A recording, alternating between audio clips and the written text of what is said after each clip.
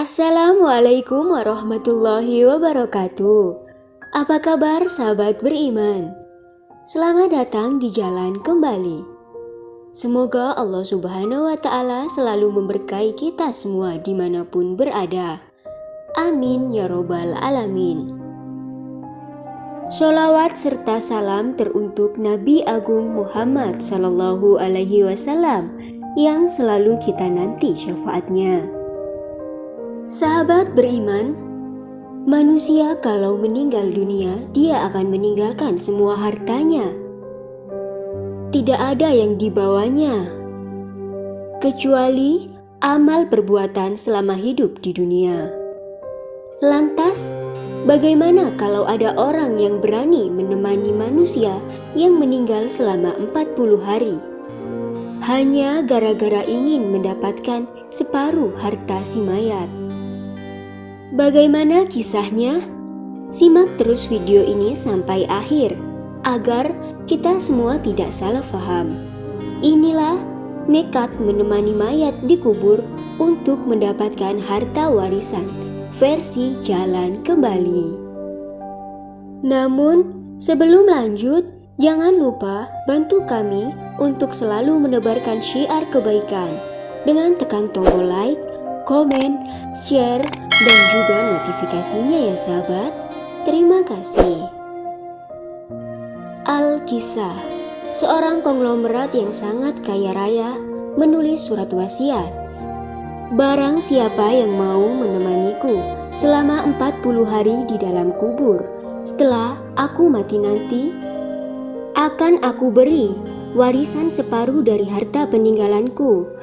Lalu ditanyakan kepada anak-anaknya, siapa di antara mereka yang bersedia menemani ayahnya?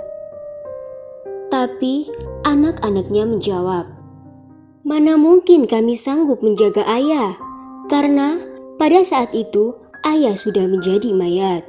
Betapa sedih sang konglomerat mendengar jawab anak-anaknya.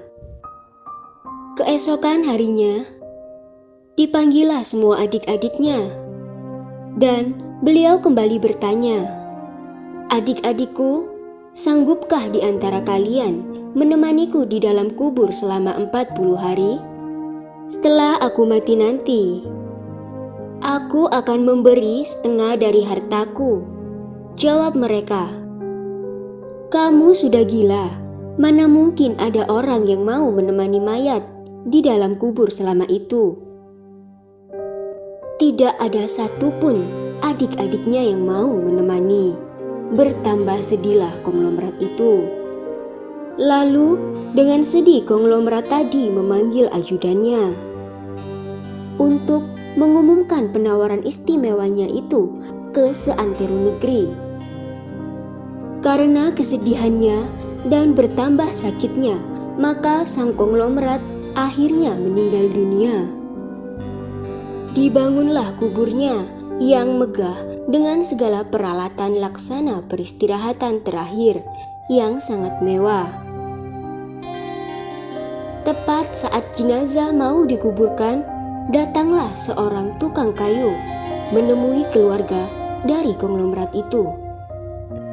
Ia menyampaikan kalau ia bersedia menemani konglomerat itu dikubur selama 40 hari, asalkan dapat separuh dari kekayaan konglomerat tadi. Maka keluarga menyetujui dan sang tukang kayu itu pun ikut dikuburkan bersama sang konglomerat tadi. Tukang kayu itu tidak membawa apa-apa kecuali hartanya yang paling berharga, yaitu kapak untuk menebang kayu setiap harinya. Setelah 7 langkah, para pengantar jenazah meninggalkan area pemakaman. Datanglah malaikat Mungkar dan Nakir ke dalam kubur tersebut. Si tukang kayu menyadari siapa yang datang. Ia segera agak menjauh dari mayat konglomerat. Di benaknya, sudah tiba saatnya lah si konglomerat akan diinterogasi oleh malaikat Mungkar dan Nakir. Tapi yang terjadi malah sebaliknya. Malaikat Mungkar dan Nakir malah menuju ke arahnya dan bertanya, "Apa yang kau lakukan di sini?" "Apa saja yang kau miliki?" tanya malaikat Mungkar Nakir. "Hartaku cuma kapak ini saja untuk mencari rezeki," jawab si tukang kayu. Kemudian malaikat Mungkar Nakir bertanya lagi, "Dari mana kau dapatkan kapakmu ini?" "Aku membelinya," jawab si tukang kayu. Lalu malaikat Mungkar Nakir pergi. Di hari kedua, ternyata malaikat Mungkar dan Nakir datang lagi. "Apa saja yang kamu lakukan dengan kapakmu?" tanya malaikat. "Aku menebang kayu untuk menyambung hidupku," jawab tukang kayu. Di hari ketiga, malaikat Mungkar dan Nakir datang lagi. "Pohon siapa yang kamu tebang?" tanya malaikat.